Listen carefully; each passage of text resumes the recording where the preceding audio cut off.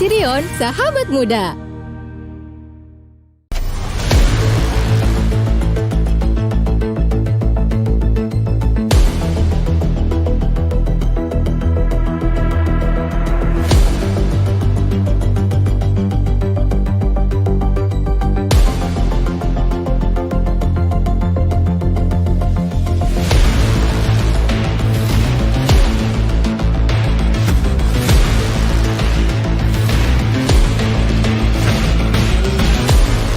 Ini adalah Daihatsu Sirion Facelift City Car Daihatsu saingan Honda Brio RS dan Suzuki Ignis. Nah, dari sebelum disegerin aja, Sirion udah terkenal jadi punya fitur dan safety paling banyak di kelasnya. Setelah facelift, gimana?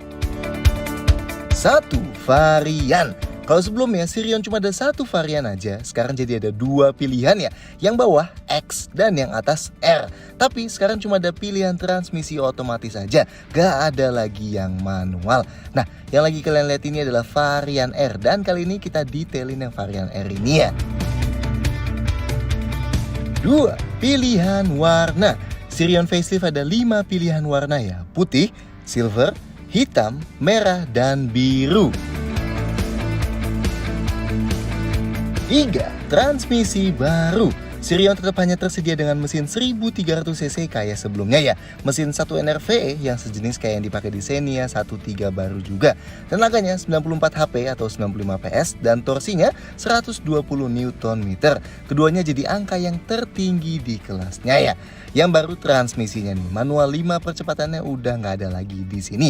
Sekarang tinggal otomatis aja. Dan kalau yang dulu itu otomatisnya konvensional 4 percepatan, sekarang jadi CVT atau tepatnya jadi DCVT. Yang Daihatsu bilang kombinasiin CVT di kecepatan rendah dan medium dan planetary gear tambahan buat di kecepatan tinggi. Tentunya kayak sebelumnya Sirion penggerak roda depan ya. 4. Eksterior berubah sedikit.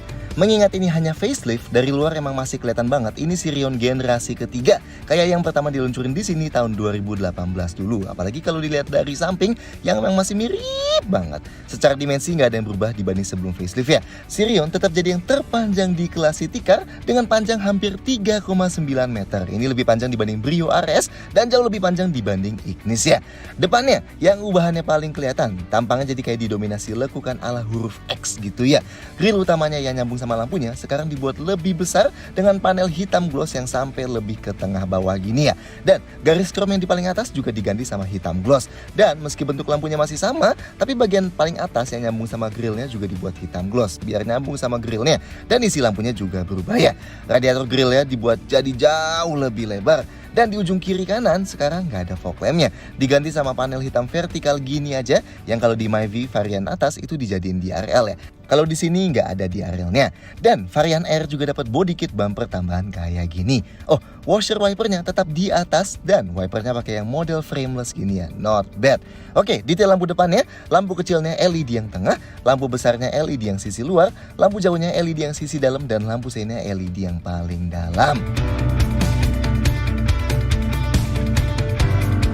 Sampingnya nyaris sama persis kayak sebelumnya dengan bentuk overall yang memanjang. Paling buat bisa langsung ngebedain, bisa lihat emblem dual VVTi ini di fendernya dibanding sebelumnya yang nggak ada. Dan spionnya sekarang juga dibuat warna hitam gini. Sisanya sama ya, dari velg 15 inci 5 spokes dual tone itu, handle pintu chrome ya, dan yang varian R juga dikasih side skirts kayak gini. Belakangnya yang beda bentuk bumpernya. Sekarang panel hitam di kanan kiri itu ngikutin di depan, jadi bentuk vertikal gini aja. Dan yang panel hitam di tengah juga dibuat lebih lebar dan lekukan ala X-nya juga dipertajam jadi lebih kelihatan. Bentuk lampunya sama persis ya, kayak L kebalik itu. Spoilernya juga yang di bawahnya ada panel hitam glossnya sama kayak dulu, dan antenanya pakai model sirip hiu gini. Detail lampu belakangnya sama persis kayak sebelumnya. Lampu malamnya LED kayak alis di atas, lampu remnya LED dot L kayak gini, lampu sein dan lampu mundurnya halogen.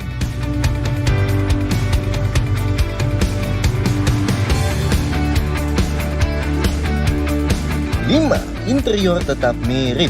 Interior Sirion facelift sebagian besar masih mirip sama sebelumnya sih. Tetap pakai desain yang fascia tengahnya dibuat lebih fokus ke sisi driver kayak gini, dan desain dashboard yang kelihatan cukup tajam-tajam. Meski emang sayangnya dari dashboard ke door trim depan itu kayak langsung patah gitu aja sih ya. Nah, yang baru ini setirnya ya. Sekarang jadi pakai model setir kayak di Xenia baru gini. Tetap dilapis kulit loh, yang termasuk oke banget di kelasnya. Yang baru lagi joknya, bentuknya sih tetap sama dan bahannya juga tetap sama. Tapi motif kainnya baru nih, yang kalau diperhatiin dari dekat kayak kulit ular gitu ya. Ih, serem. Yang di belakang juga model joknya tetap sama, tapi pakai motif kain yang baru tadi. Perintilannya juga ada yang berubah sih, kayak urutan tombol di kanan dashboard sini jadi baru dan lebih rame, dan yang di bawah head unit ini juga ada tambahan tombol-tombol sedikit. Tapi nanti kita bahas di fitur dan safety lah ya lengkapnya. Sisanya sama sih, head unitnya dan kontrol AC-nya tetap dikelilingin panel piano black sampai ke yang kanan setirnya juga tuh.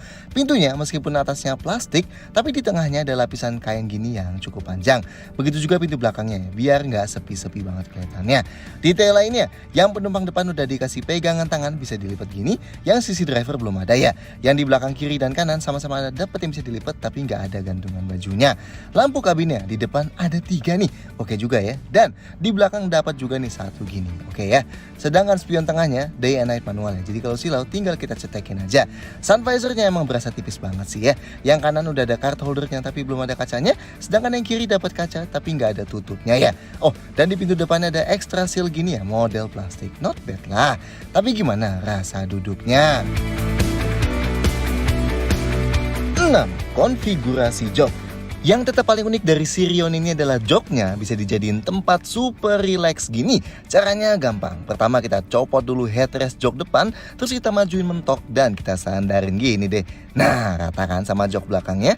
Yang satu lagi juga bisa ya, sama persis. Dan nanti kita bisa duduk relax banget gini. Dan lebih ultimate lagi kalau sudut rebah di belakang kita turunin.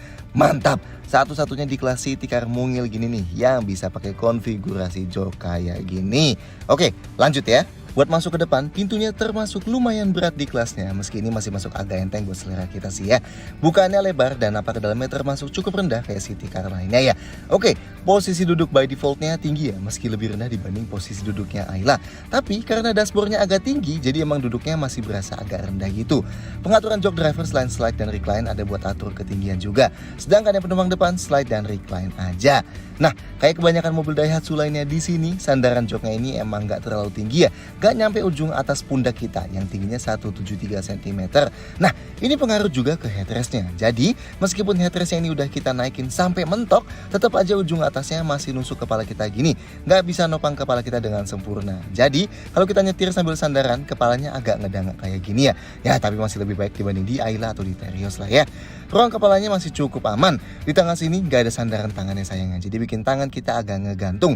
Sedangkan yang di pintu sini sandaran tangannya plastik ya, jadi keras. Seatbeltnya bisa dinaik turunin, nice. Setirnya cuma bisa dinaik turunin aja kayak semua di kelasnya. Tapi emang posisi dia termasuk deket banget ke dashboard ya, yang bikin posisi duduk kita jadi gak terlalu ergonomis. Nah, buat kita yang badannya gede, bagian bawah setirnya juga mepet banget sama paha kita gini, meskipun udah kita bikin paling naik ya. Buat sandaran kaki kiri driver udah dikasih gundukan, tapi nggak ada pad plastiknya ya. Oke, sekarang kita ke belakang.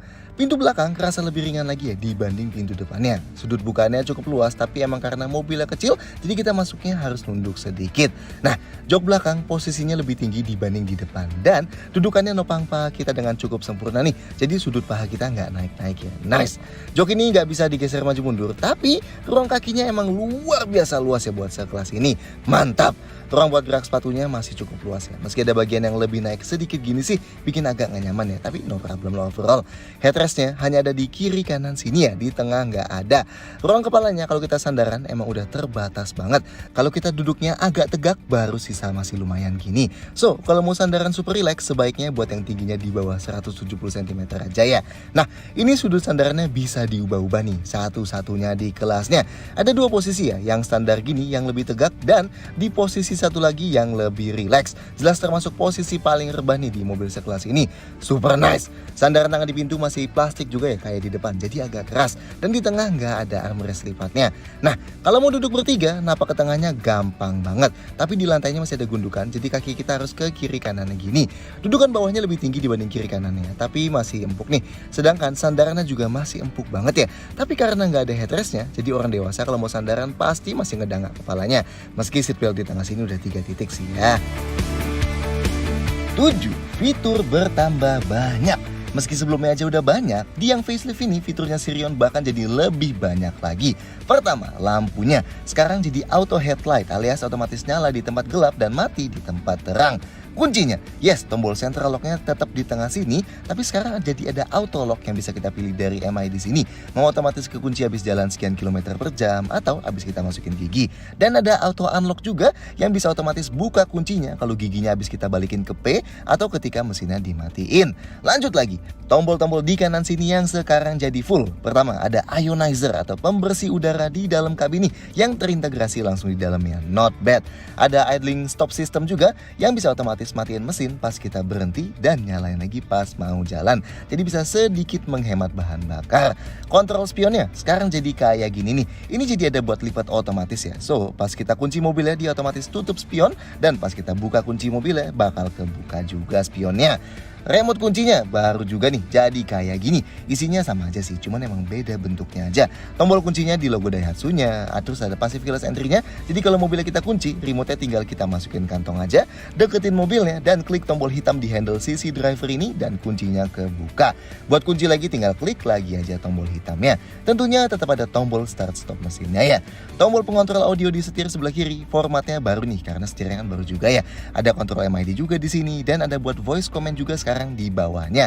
Mantap. Sedangkan yang setir sebelah kanan buat ganti trip meter di MID ya. Head unitnya baru juga nih. Layar sentuh tapi emang nggak ada tombol fisikalnya sih ya. Adanya tombol kapasitif di kiri kanannya. Isinya mirip-mirip di Xenia sih ya. Ada Apple CarPlay dan Android Auto kalau kalian sambungin smartphone kalian pakai kabel, tapi sambungin harus ke USB port yang di sini ya. Jadi kita bisa setel Google Maps, Apple Music dan lain-lain. Oke lah.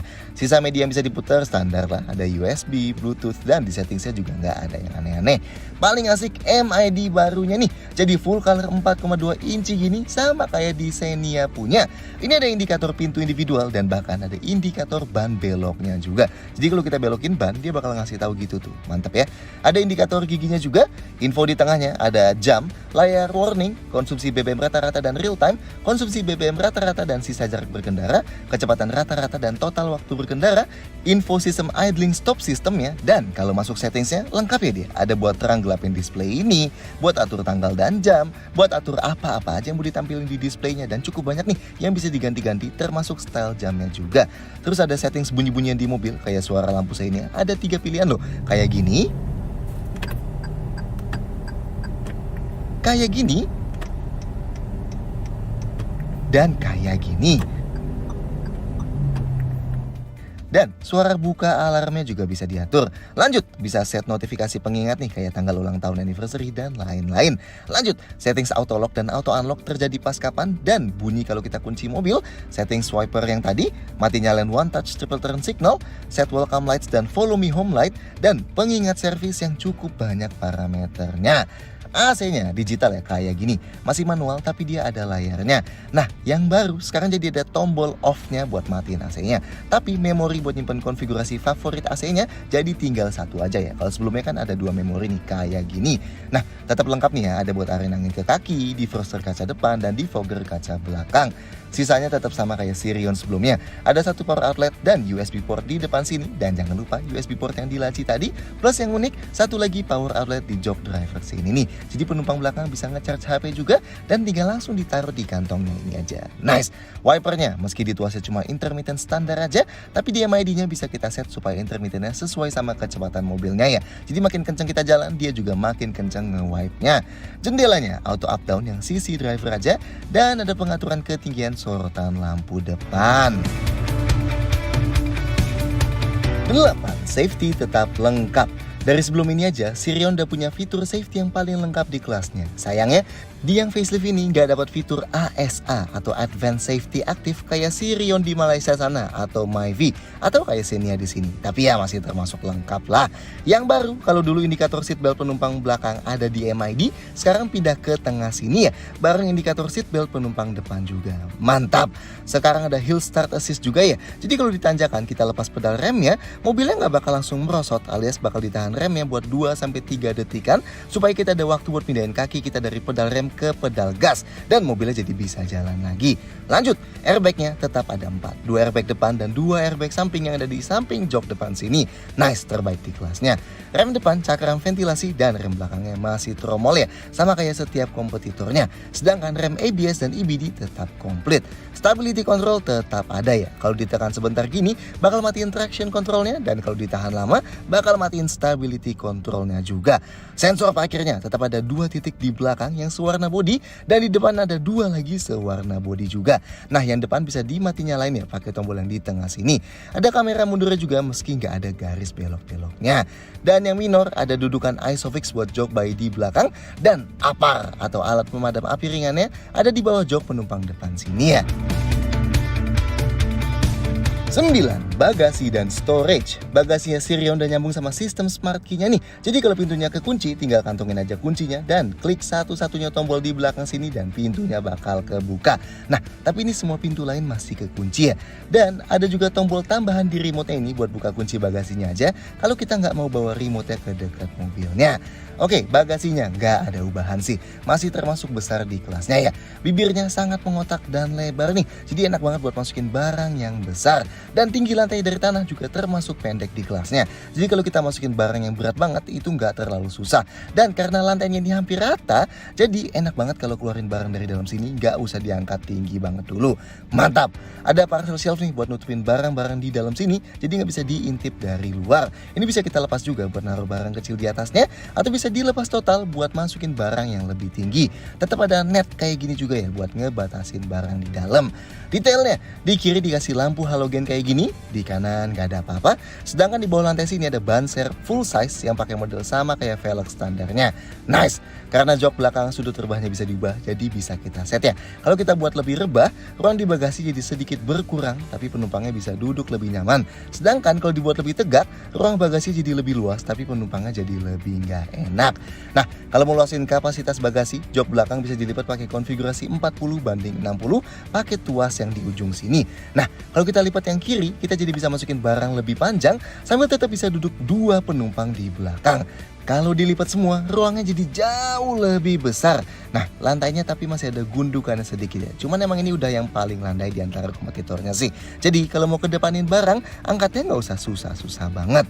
Nah, kalau mau nutup bagasi, handle-nya ada di sebelah kanan sini ya. Dan pas ketutup, pintunya bakal langsung kekunci semua lagi. Dan ini sisa storage di dalam kabin.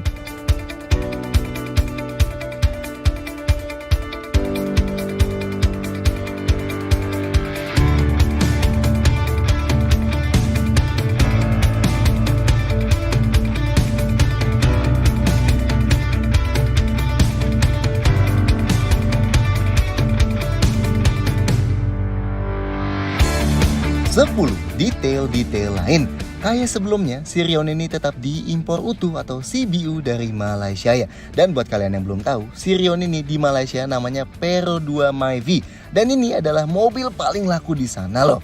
Nah, kalau kita buka kap bensinnya nggak ada keterangannya buat pakai oktan RON berapa. Nanti kita kasih tahu lah di review lengkap kalau kita dapat akses ke buku manualnya ya. Anyway, tutup kap bensin ini bisa digantung di bawah sini ya. Sirion, sahabat muda.